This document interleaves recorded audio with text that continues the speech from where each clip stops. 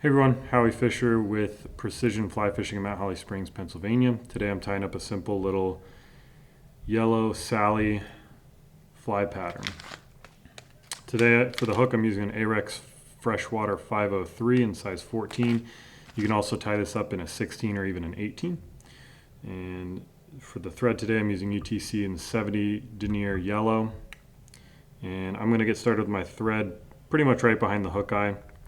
And on this fly specifically, I'm not going to take the thread all the way back. You can if you like to, but this is just how I like to tie this fly. So I'm going to leave my thread at the head of the fly, and then I'm going to immediately grab my dubbing, which is here, tactical dry fly dub from Fulling Mill in the yellow May Dun. And I'm just going to grab a little bit. With dry fly dubbing especially, less is always more. So you can see something even just as light as that right there. I don't know if the camera will pick that up.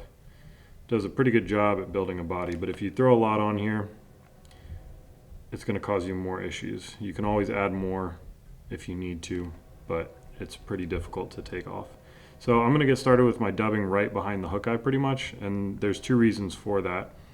One, it's going to give the wing that you tie in a base to sit on once you get back up to the head. And then two, I'm going to rib the body with the thread back forward. So it's just going to give this fly a little bit added durability. Once I get to the back here, I'm going to grab my second dubbing, which is Tactical Micro Flash Dubbing in Berry, which is a little red. So if you've ever fished yellow Sallies around the East Coast, when they are getting ready to lay eggs, their egg sacs are actually bright red, which is pretty cool because you can see them from a mile away on the stream. But just a little bit of dubbing there. And right on just the back of this fly, you can see you don't really need that much. Before I rib my thread forward here, I'm going to give it a spin clockwise to cord up my thread to give it a little bit more strength. And then I'm just going to take open spiral wraps like you would do with some wire forward. Once I've done that, I'm going to grab my first material for this wing. So this fly has a CDC underwing. I'm using pale yellow here from Fulling Mill. By the way, all these materials we have here in the shop. So if you want to come in and pick some of these up, we should have them. So here I've got 3 feathers. I've tied a couple flies with these feathers already, so they're a little shorter. But I've got 3 feathers stacked on top of each other. The butts are just about lined up. I'm going to grab the butts here and just stroke these fibers forward. You just want to make sure that the tips in the back are aligned. But once you've got them where you want them, I'm going to go ahead and just like stacking deer or elk hair, lay them right on top. And you want this wing to be slightly longer than that red hot spot you created. Usually the bodies of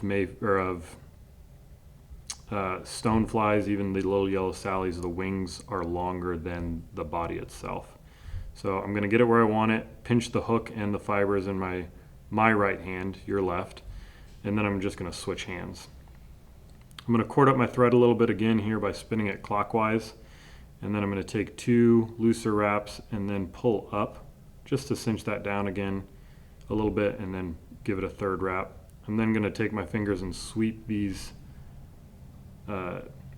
tags or butt ends back and take some wraps in front of, and then take a wrap or 2 back on top. And all that's making sure is, or all that's doing is making sure that that doesn't go anywhere. And my last material on this fly is Select Cow Elk from Nature's Spirit in yellow, bright yellow. And the really nice thing about this fly is that 1, it floats like a cork, but 2, it's super, super visible. And so you can see this anywhere on the stream basically, and it's great as a fly by itself or a bigger fly in a double dry fly scenario, or even as a dry dropper. So I'm going to grab a decent chunk here and I'm just going to clean out the short ends and the fuzzy fibers, the underfur.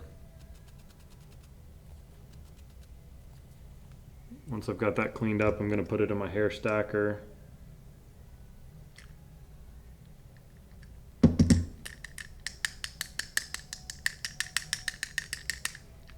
once those fibers are stacked, I'm gonna grab it with my left hand,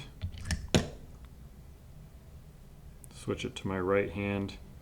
I'm gonna stack right on top of that CDC. And I'm gonna make this the same length as the CDC. And same thing as with the CDC, I'm gonna take 2 looser wraps, and then once I bring that second wrap around, I'm gonna cinch up. You don't wanna pull too tight, especially with 70 denier. You can run the risk of snapping off your thread. But I'm just gonna take a couple wraps, and again, make sure that those fibers aren't going anywhere. I'm gonna sweep these butt ends back again and take some wraps in front. Then I'm gonna grab my whip finish tool and do a 3 or 4 turn whip finish right in front. Seat my knot, snip my thread, and come in, and I'm gonna snip everything short. I want this fly to stay a little bit smaller, so I don't necessarily want a massive head like on an elk hair caddis. And lastly, I'm just gonna throw some Solarez bone dry on there just to make sure this fly is durable, not going anywhere. You can even hit the base of this elk with it, and the thread wraps that you've done over it.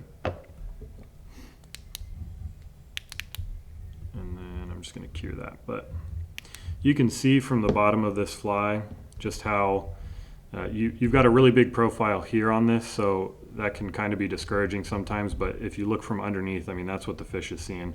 And again, this bright yellow elk hair really makes this fly visible from far away.